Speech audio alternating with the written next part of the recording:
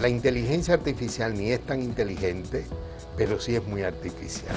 Yo lo veo de que el problema fundamental está en que los docentes tenemos que trabajar formas alternas de evaluación. Lamentablemente, hoy en día mucha gente, más de la debida, se está dejando llevar de lo que aparece en las redes sociales.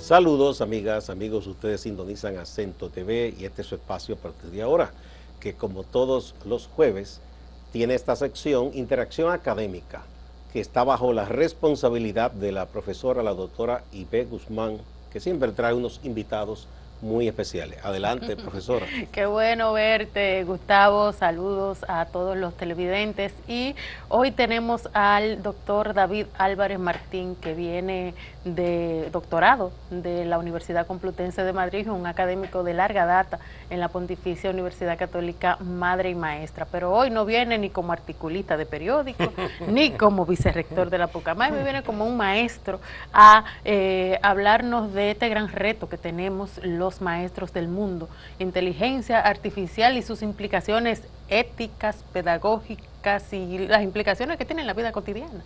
¿Cómo estás, David? Bueno, bienvenido. Pues muchas gracias, creo que es la segunda o tercera vez que me traen. Sí, usted es de aquí de la Parece casa. Ya, sí. yo soy de la casa, de la parte escrita y ahora televisiva. No, muchas gracias, un placer y es un tema relevante. Hablar de inteligencia artificial, y yo creo que lo primero y lo que más te concierne es las implicaciones éticas en el ámbito de la producción intelectual, ¿no?, de la inteligencia artificial. Déjame comenzar con como dicen, como un cohete, tirar un cohete primero para asustar a todo el mundo. La inteligencia artificial ni es tan inteligente, pero sí es muy artificial. Porque se ha dado a través de comentarios de muchas personas que no entienden de qué se trata, de que es casi como un ser humano, pero hecho de cables, que piensa y hace cosas. Realmente tenemos elementos de inteligencia artificial desde hace mucho tiempo. Todos recordamos, por ejemplo, cuando íbamos a la escuela en los años 70, bueno, yo que fue en los años 70, que aparecieron las primeras calculadoras grandes, nada más sumaban, restaban, multiplicaban y dividían, y los números eran en color ámbar. Eso era inteligencia artificial porque era una manera de poder desarrollar operaciones matemáticas a través de una máquina en instantes, en vez de uno tener que hacer toda la tarea de hacerlo a mano.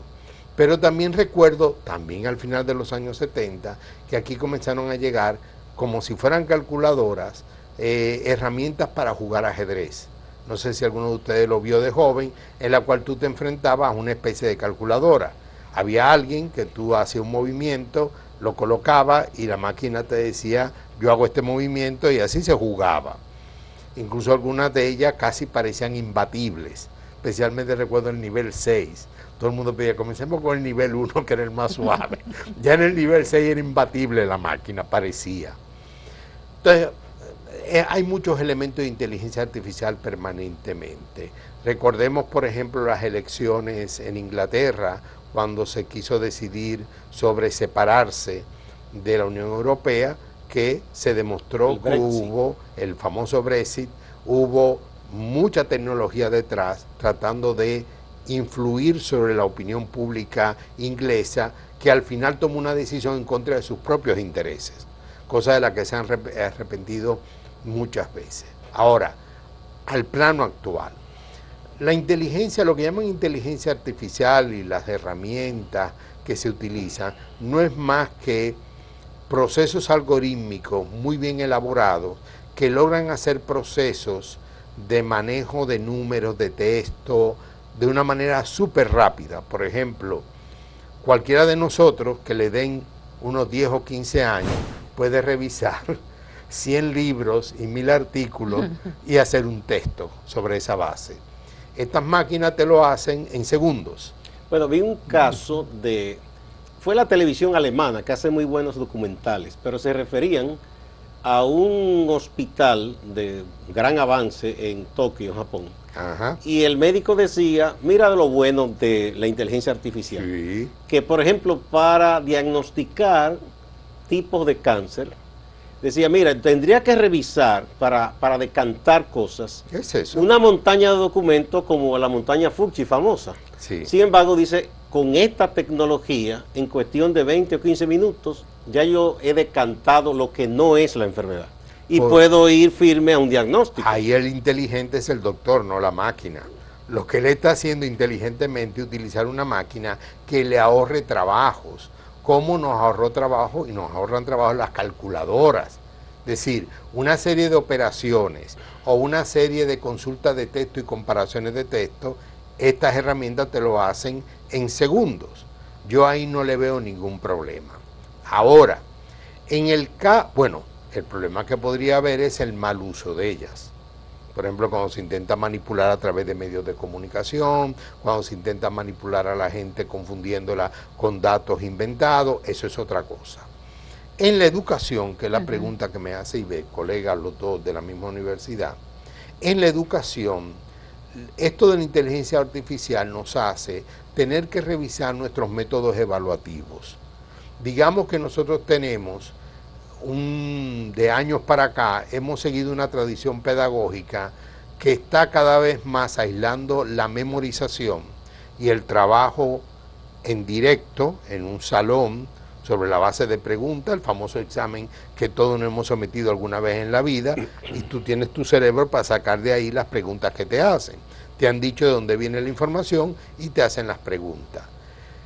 Y hemos desarrollado mucho un hábito hacia la elaboración de pequeños ensayos. Eso es algo que yo en mi clase lo utilizo regularmente. Esto de la inteligencia artificial nos coloca frente al problema de que ya no hay garantía que dichos ensayos han sido una elaboración de la persona, sino que probablemente utiliza una herramienta, una muestra de inteligencia. Yo siempre le he dicho a mis estudiantes, cuando yo les pongo un libro, sean inteligentes, revisen el índice, revisen la conclusión y a partir de ahí decida qué va a leer. Si yo le pongo un libro de 200 páginas, no me venga con que leyó desde la página 1 hasta la página 200. Eso no es una muestra de gestión del tiempo de estudio. Busque dónde usted tiene que concentrarse. Entonces, yo pienso que a nivel educativo vamos a tener que ir retornando de nuevo a evaluaciones, porque el tema está en las evaluaciones, a evaluaciones de tipo oral. Yo ya lo he utilizado varias veces, creo que también tú, Ivette, y otros profesores que están aquí en el salón, en el estudio, de sentarme con el estudiante y decir, vamos a ver, sobre este texto o sobre esta lectura, dame tu parecer. Y así tú puedes lograr una evaluación más objetiva. Fuera de eso, la inteligencia artificial es una herramienta muy interesante y muy útil. Tiene otros problemas, por ejemplo, ya me han dicho algunos amigos que investigan en ciencia que esto de la inteligencia artificial hace que de repente, consultando bases de datos de artículos científicos, te saque un artículo nuevo basado en esos artículos con conclusiones que no tenían ninguno de ellos. Bueno, eso podría tener la utilidad de avanzar en ciertos conocimientos como la del médico. O sea, le ahorra al médico a lo mejor semanas de lectura y esta máquina o esta herramienta. Y en ese caso él decía la ventaja que en esa enfermedad el tiempo cuenta. Pero más rápido el médico es el que tiene que tomar al final la decisión. Decir, mira, por lo que estoy viendo, el tratamiento correcto sería este o aquel. Ahí necesitamos de la inteligencia del médico. Yo lo veo de esa manera. Yo lo veo de que el problema fundamental está en que los docentes tenemos que trabajar formas alternas de evaluación. Ya lo hemos hecho antes. Hemos cambiado formas de evaluación, tendremos que volver a formular. Cuando salieron las calculadoras, yo recuerdo que los profesores de matemáticas nos pedían, aparte de colocar la respuesta, escribir en una hoja que teníamos que entregar todos los cálculos que hicimos para llegar a esa respuesta. No eran tontos los profesores nuestros. Y algunos le prohibían a uno tenerlas traerla en la calculadora. Para no había exámenes sobre Correcto. Todo. Entonces yo creo que el asunto va por esa línea. Por supuesto, quizás hemos estado evaluando cosas. Estoy hablando con una profesora en literatura, una doctora en literatura, que yo sé que a lo mejor es difícil el juicio. Quizás a veces estamos evaluando demasiado cuestiones que no son tan relevantes. A mí me pasa también en filosofía. De repente léase el 10º capítulo de la República de Platón y hágame un análisis de ello en 2 paginitas. Quizás no sea tan interesante eso ahora, quizás sea más interesante decirle al estudiante, mire, a partir de la lectura de ese 10º capítulo de la República de Platón, yo quiero que usted me confronte eso que usted le lleva ahí con el proceso electoral que va a vivir República Dominicana o el que vivió España. Por ejemplo, lo mismo pasaría, qué sé yo, con el masacre de Sepasapié. Le hace el masacre de Sepasapié y hágame un análisis de lo que está pasando con la inmigración haitiana hoy en día y la forma que el gobierno tiene de gestionarla. Entonces eso yo creo que también puede romper el uso de esta inteligencia artificial y poder obtener del estudiante una evaluación más inteligente de lo que estamos procurando con él. No hay que tener, David, miedo, verlo como una amenaza. A los seres humanos que lo manejan, sí. Porque ¿Por qué a los seres humanos que lo manejan? Por supuesto, porque una herramienta hecha por seres humanos. Y en cuanto a herramienta, puede ser utilizada bien como utilizada mal.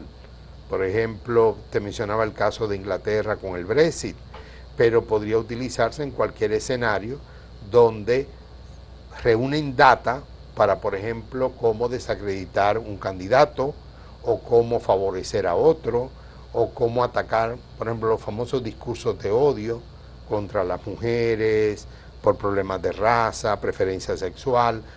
Esa herramienta le puede dar a personas que quieren divulgar ese tipo de mensajes herramientas muy poderosas para generar rápidamente discursos, temas, como ya hay en las redes sociales, yo nunca, ese nombre no, bot o algo así, que son como cuentas falsas, sí, generadas. Una especie de robot virtual. Rápido, sí. Y entonces de repente tú puedes tener que Gustavo Olivo dice, el cielo es azul, y a los 5 minutos hay 1000 gente en redes sociales diciendo, Gustavo Olivo se equivocó. Dices, wow, qué rápido.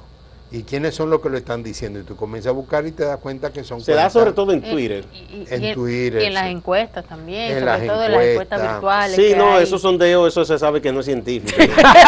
No, nosotros aquí lo hacemos, pero es un tanteo y decimos que no es científico y nos damos cuenta que en Twitter, por ejemplo, X cantidad de votos, supuestos votos, pero tú ves que los que han entrado triplica la cantidad de votos, lo que te dice que son bots, cuentas falsas de gente que quiere influir desde un partido. Te voy a hacer un comentario sobre eso. Sí, pero vamos primero a la pausa y volvemos. Ya tú te sabes ya la dinámica. Vamos a la pausa.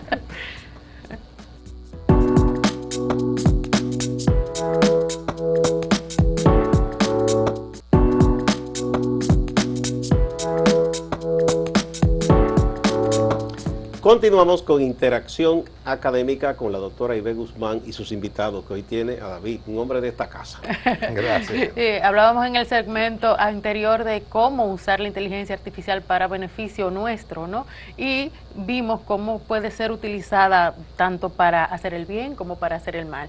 Y dimos la orejita en el segmento anterior de cómo puede la inteligencia artificial incidir, ¿no?, en la opinión de la gente, ¿no? Sí. Incluso hasta en las preferencias electorales, podría decirse, en términos de el uso de chatbots para pues aplicar las encuestas. Sí, indudablemente tiene una gran influencia a nivel político, a nivel de gestión de los medios. Yo he estado leyendo artículos recientemente donde se trabaja el tema de la guerra de Ucrania y dicen que es la primera guerra que lo más importante es la opinión pública, no lo que está pasando en el terreno. Incluso cuando uno ha estudiado mucho procesos bélicos, pienso en Vietnam, por ejemplo, esta guerra es rara, porque hasta ahora casi no se ha visto nada concreto como explosiones, tiroteos ni nada, sino que hay mucha gente opinando de un lado y otro y diciendo avanzaron hacia aquí, no retrocedieron. El mismo tema de la cantidad de armas que está entregando Estados Unidos, discusiones entre los aliados, hacia dónde han ido los migrantes ucranianos, siguen en los países que le dieron acogida, cómo están. Incluso cuando yo estaba en Francia en ese momento, cuando ocurrieron las manifestaciones en París, ¿se acuerdan? En París y otra parte, creo que en Marsella también. Una de las preocupaciones de algunos analistas es que eso distrajera la atención de Ucrania. Es decir, tú tienes en plena Europa, un problema real en tu Ucrania casa. y en Francia un levantamiento de un paquetón de jóvenes, sobre todo de origen árabe y de origen africano, protestando por la marginación que sufren, falta de trabajo, acceso a salud, discriminación a pesar de ser ciudadanos franceses. Entonces, yo pienso que el tema de la inteligencia artificial se está utilizando mucho en eso y se genera en las redes. Lamentablemente, hoy en día mucha gente, más de la debida, se está dejando llevar de lo que aparece en las redes sociales. O sea, las redes sociales son como un mundillo virtual que no corresponde con el mundo real. Ya, a veces la gente le da un valor, piensa que eso va a decidir, mira que está en tendencia, pero ¿cuántas personas realmente interactúan en esa comunidad? Por ejemplo, el tema del racismo en República Dominicana, especialmente contra la comunidad haitiana, en las redes sociales pareciera que es el primer problema que nos preocupa. Y que se está acabando el mundo. Y recientemente Bernardo Vega decía, comparando dos de las últimas encuestas, que cuando le hacen la pregunta a la gente de cuáles son sus mayores problemas, de repente te dicen, por ejemplo, el alto costo de la vida, desempleo, inseguridad, y el tema haitiano. En una era 2 algo y en otra era 0 punto algo. 1 punto y pico, eso nunca ha estado entre... La gente se preocupa que la comida está cara, que la delincuencia... Claro, entonces tú te topas que de repente, si eso fuera cierto, estaríamos en plena guerra civil, pero no. Los dominicanos comunes y corrientes se paran donde el haitiano que tiene un puesto de fruta, que yo dije una vez que los haitianos nos enseñaron a comer fruta porque antes eran fritas las cosas y ellos nos han puesto a comer fruta y ya hay gente que está diciendo que esas frutas están siendo envenenadas. Que hay un plan de que un día nos van a envenenar a todos. Entonces, yo pienso que también eso influye mucho. Yo creo que hay una fuerte adicción a eso. Lamentablemente esa adicción, ya que estamos hablando del tema educativo, está afectando mucho a niños y jóvenes. Demasiados padres están delegando en el celular y los videos del celular la debida atención e interés por sus hijos. Y tú lo notas en todas partes. Hoy en día ustedes habrán visto esa foto, un grupo de jóvenes reunidos en una cafetería, en una pizzería, pero no están hablando entre ellos. Pero se da en la familia, en torno a la mesa. Muchas veces hay hogares en que yo sé que han dicho, sí, cuando estemos aquí comiendo, el celular allá. Pongan el celular. Porque cada quien se aísla, entonces. Sí, no, estamos juntos, pero no estamos juntos. O sea, estamos cada quien. Entonces yo pienso que lo de la inteligencia artificial, ojo, con quienes lo usan y cómo lo usan. Pero es una herramienta, es más, era inevitable, y se llegarán a otros niveles, era inevitable que con el uso de una tecnología de cálculo, de información, no llegáramos a ese punto y llegaremos a otros puntos más. ¿Por qué? Porque nos permite hacer cosas que los seres humanos, al menos que no tengamos un problema de salud serio en la mente, no estamos hechos para tal nivel de procesamiento de información. Es decir, nosotros estamos hechos más para focalizarnos en temas tópicos a una velocidad diferente. Las máquinas lo utilizamos para que nos den resultados de cosas que nos llevarían demasiado tiempo poderlo lograr. Hay una película que la he visto 2 o 3 veces, que la aconsejo, que es la famosa película sobre la construcción, la deconstrucción de la máquina Enigma de los nazis. Y los debates que había en torno a eso, en cómo lograr y la necesidad de crear una supercomputadora, supercomputadora para ese entonces. Que fue el británico Turing. Sí, y entonces al final lo logran. Entonces era simplemente ellos calculando a mano no lo iban a lograr. O el caso, perdónenme que me meta mucho en el cine, el caso de estas chicas afroamericanas que fueron responsables de muchos de los cálculos que se hicieron para la llegada del hombre a la luna. Incluso hay un momento en que llega la primera máquina IBM, la computadora enorme, y son ellas las que primero aprenden a usarla. Realmente, inteligencia artificial, toda la maquinaria que hay detrás de eso, es un logro del ser humano para acortar plazos de tiempo en procesamiento de gran cantidad de información. Eso es todo. Esa es la parte, digamos, positiva y útil. Sí, y es natural que lo hagamos. Eso nos va a permitir cada vez más, por ejemplo, en astronomía, cada estrella que se ve en el firmamento, si tuviera que ser calculada, su luminosidad y todo, por una persona o un grupo de personas, tomaría mucho Ahora, tiempo. yo les pregunto a ustedes, que son educadores, ¿cómo utilizarlo en el proceso de enseñanza, verdad? Sin que eso constituya un bajadero para el facilismo de los estudiantes o de los maestros. Pero me van a hablar de eso cuando volvamos de esta pausa. Sí.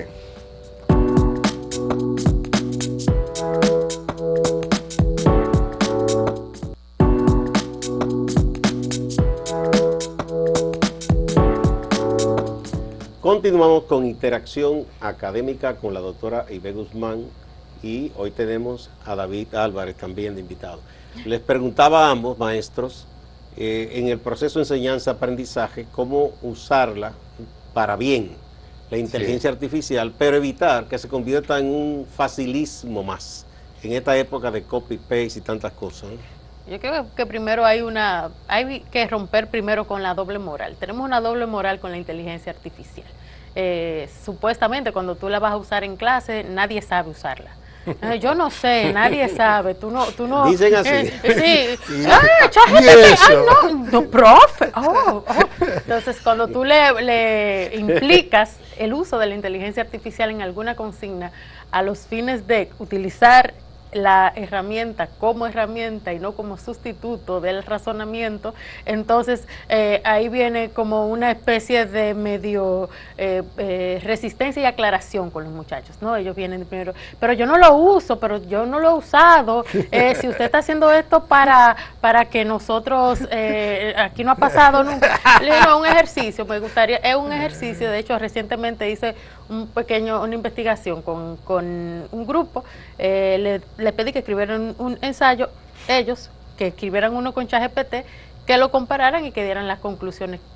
Y las conclusiones venían de dos áreas, del escritor, que sintió al escribirla, que sintió cuando el ChatGPT le dio el resultado, y desde el punto de vista del lector, que tú pudiste distinguirlo, no lo pudiste distinguir, qué pasó cuando leías, cuando el compañero leía el original y cuando leía el chatbot. Entonces aparecieron ahí un sinnúmero de elementos que son importantes resaltar. Primero, el hecho de la máquina, cuando la están usando al mismo tiempo, con la misma consigna, recicla mucha información y podemos decir que hasta la repite un poco, ¿no? La varía, pero la repite. Entonces, de repente, el ensayo de Gustavo y el de Ivette se parecen mucho. Y después, entonces, tengo que a David, lo que a mí me puso más o menos como conclusión en el último párrafo, se lo puso a David en el primero. Cuando hicimos el ejercicio en clase vimos que había, en el cruce de las informaciones, había ciertas similitudes en el abordaje porque era la misma consigna.